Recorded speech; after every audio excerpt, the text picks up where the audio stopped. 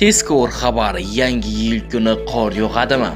Assalomu alaykum azizlar, kun xabar kanaliga xush kelibsiz. Agar kanalimizda yangi bo'lib turgan bo'lsangiz, videorolikimiz ostiga bir dona like tugmachasini bosib, kanalimizga obuna bo'lib qo'yishni unutmang. O'zbekistonda 2025-yilning oxirgi kunlarida beqaror ob-havo bo'lishi kutilmoqda.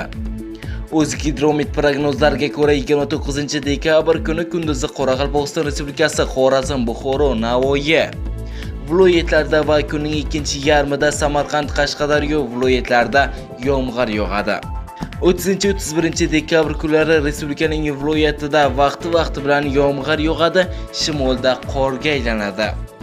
Faqat Farg'ona vodiysi viloyatlarida yog'ingarchilik kutilmaydi. 29 dekabr oyi oxir kunlarning eng iliq kuni bo'ladi. Kunduzi havo 13-18 daraja iliqqacha isiydi. 30 dekabr shanba kuni havo haroratining pasayishi boshlanadi. 31 dekabrgacha kelib harorat 5-10 daraja iliq atrofida bo'ladi. 1-2 yanvar kunlari O'zbekiston bo'yicha asosan yog'ingarchiliksiz ob-havo kuzatiladi. Faqat Surxondaryo viloyati va Farg'ona vodiysi viloyatlarida 1-yanvar kuni ba'zi joylarda biroz yomg'ir yog'ishi mumkin. Havo harorati. Harorat kunduzi 1-yanvarda 38 daraja iliq, 2-yanvarda 8-13 daraja iliq bo'ladi. 3-4-yanvar kunlarida hududga nav va nisbatan sovuq massalari kirib kelishi kutilmoqda. 4-yanvarga kelib kunduzgi harorat asta-sekin 0.5 daraja iliqqacha pasayadi. Respublika bo'yicha ba'zi joylarda ayrim kunlarda shamol tezligi 13-8 metr/sekundgacha kuchayishi mumkin. Ba'zi joylarda tuman tushadi.